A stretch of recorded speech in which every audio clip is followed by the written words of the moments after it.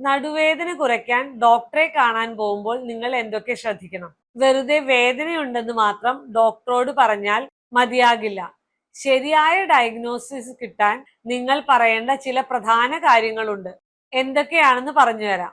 ആദ്യം ഒരു കാര്യം മനസ്സിലാക്കണം, നടുവേദന എന്നത് ഒരു രോഗമല്ല, അത് പല രോഗങ്ങളുടെയും ഒരു ലക്ഷണമാണ്. അതുകൊണ്ടാണ് ഡോക്ടറിനെ കാണാൻ പോകുമ്പോൾ ശരിയായ വിവരങ്ങൾ പറയേണ്ടത് പ്രധാനമായത്. അത് ശരിയായ ഡയഗ്നോസിസിലേക്കും ശരിയായ ചികിത്സയിലേക്കും നിങ്ങളെ വേഗം നയിക്കാം.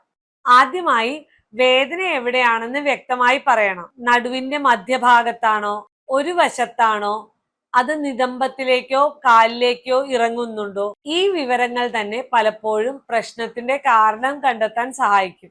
അടുത്തതായി വേദന എപ്പോഴാണ് തുടങ്ങിയത് എന്ന് പറയണം.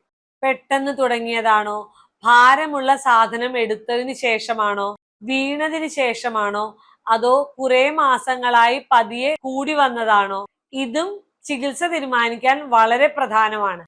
അതുപോലെ ഏത് സമയത്താണ് വേദന കൂടുതൽ അനുഭവപ്പെടുന്നതെന്നും പറയണം. ഇരിക്കുമ്പോഴാണോ, നിൽക്കുമ്പോഴാണോ, നടക്കുമ്പോഴാണോ, മുന്നോട്ട് കുനിയുമ്പോഴാണോ, രാവിലെ എഴുന്നേൽക്കുമ്പോഴാണോ, രാത്രി കിടക്കുമ്പോഴാണോ? ഓരോ വിവരത്തിനും അതിൻ്റെതായ പ്രാധാന്യമുണ്ട്. കാലിലേക്ക് വേദന ഇറങ്ങുന്നുണ്ടോ, മരവിപ്പ്, സൂചി കൊണ്ട് കുത്തുന്ന പോലുള്ള ഫീലിംഗ്, അല്ലെങ്കിൽ ബലക്കുറവുണ്ടോ എന്നുള്ള വിവരങ്ങളെല്ലാം തീർച്ചയായും ഡോക്ടറെ അറിയിക്കണം. കാരണം ഇവയെല്ലാം ഞരമ്പുമായി ബന്ധപ്പെട്ട പ്രശ്നങ്ങളുടെ സൂചനയാണ്.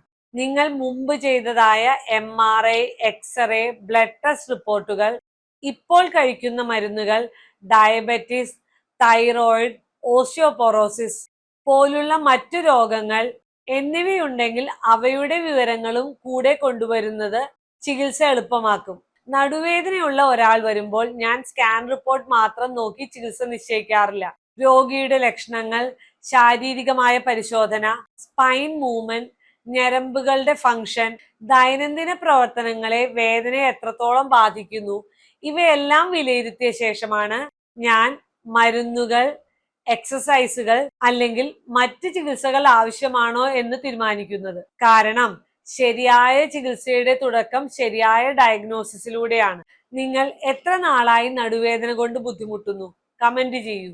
നടുവേദന കൊണ്ട് ബുദ്ധിമുട്ടുന്ന എല്ലാവരുടെയും അറിവിലേക്കായി വീഡിയോ ഷെയർ ചെയ്യൂ. അടുത്ത വീഡിയോയിൽ നടുവേദനയുള്ളവർക്ക് ശരിക്കും MRI എപ്പോഴാണ് ആവശ്യമായി വരുന്നത് എന്ന് വിശദമായി പറഞ്ഞു തരാം. ആ വീഡിയോ കാണാൻ ഈ അക്കൗണ്ട് ഇപ്പോൾ തന്നെ ഫോളോ ചെയ്യൂ.